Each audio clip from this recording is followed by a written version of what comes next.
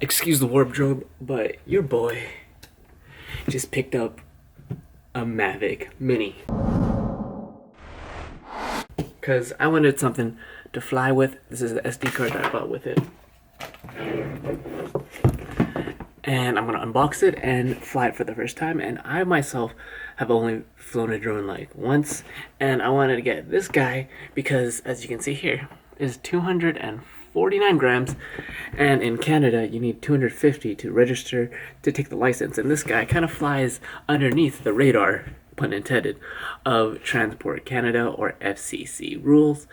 And I'm in Vancouver, where everywhere essentially is a no-fly zone unless you have yourself a Mavic Mini. And if I hadn't excused myself, yes, I just woke up and this came in the mail, okay? Give me a break. And this is the Fly More combo.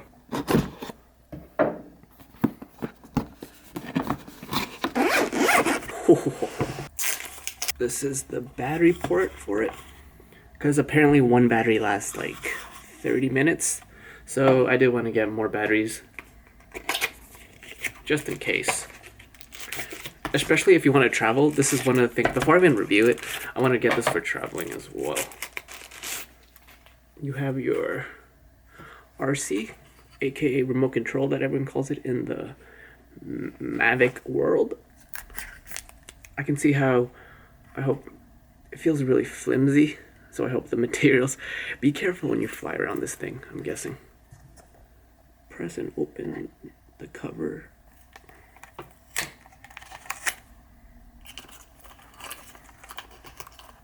And of course, before you fly it, you gotta take off this protector cam for it, because it's not meant for it. And I can see this being easily damaged if you're not too careful and you fly it in a place where it's not safe to do. Because first off the bat, it's like a very, I can see why. It's very like ultra light, but also the material it isn't the most durable, right?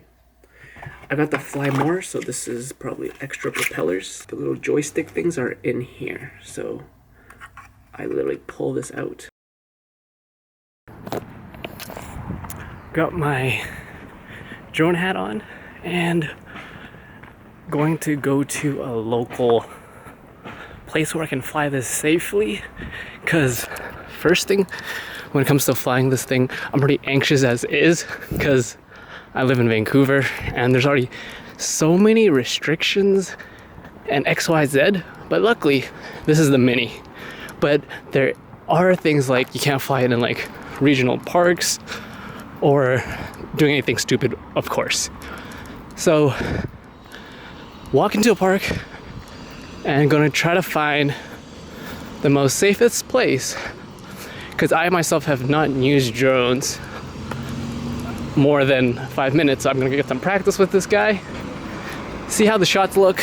It's a beautiful clear skies, and we'll see how this will look. Here I found pretty much a safe open park, not a lot of people around.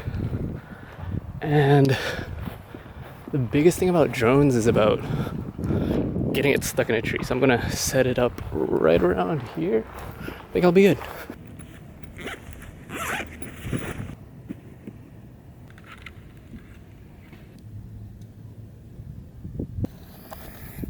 And one thing before you always fly is you want to make sure all your settings are right so you don't get stuck.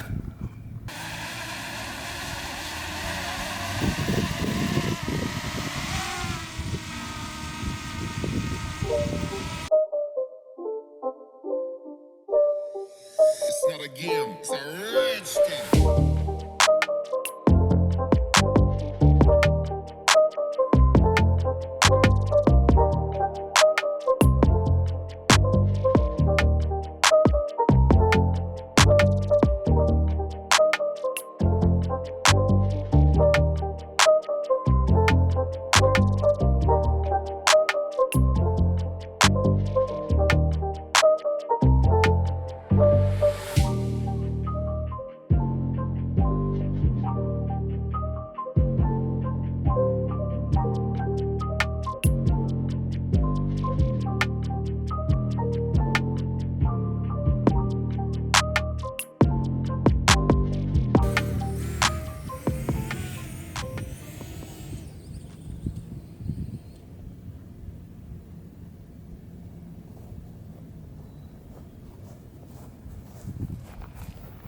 For some reason around this area, there is some Wi-Fi glitching. Maybe it's just the area that I'm in, but maybe I just need to move locations. But I am near an airspace.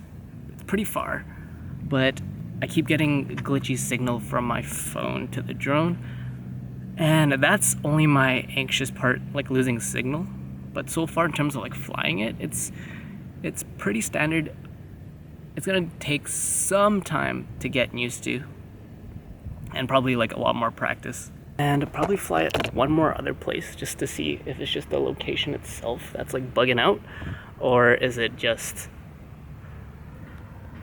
I need to update something, who knows. But yeah, that was my overall first technical flight. Definitely need more practice in terms of like a lot more respect for like drone shooters who have like decent shots. It's a lot harder than it looks. One feature I really do like though is if you buy the Fly More compact or upgrade, this also doubles as a power bank in case one of your controllers decides to run out of battery. You can definitely use this as an additional power bank, so that's always cool. But yeah, that was my first official drone flight. That was a little nerve-wracking because with all the things, losing signal as well as unclear transmission of the video footage from the drone to the phone, that might be a little issue. But again, this is just my first try, and I will make a more in-depth, full, detailed review on this guy within a couple months, because obviously I gotta use it. I gotta be able to like properly handle it and not look like a noob with those shots. But I'm still in the midst of like getting used to the controls, not freaking out when the signal gets lost. And if y'all have a Mini, let me know in the comments about how to stabilize the signal, because that's something I'm a little worried about. But yeah, one more shot, and that's my first overall beginner flies a drone type of vibes, you know?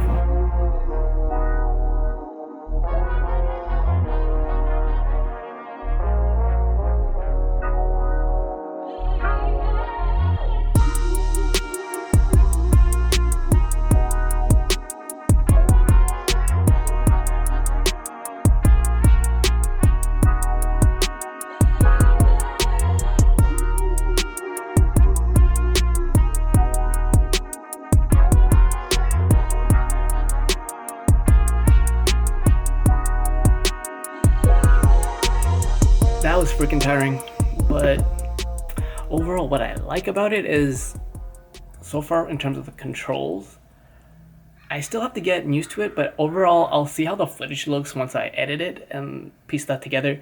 But there's a lot of things that I haven't used yet. Like I said, there's like a helix mode, there's like a selfie mode where it like pans around you. I just need to find the right place and location for that.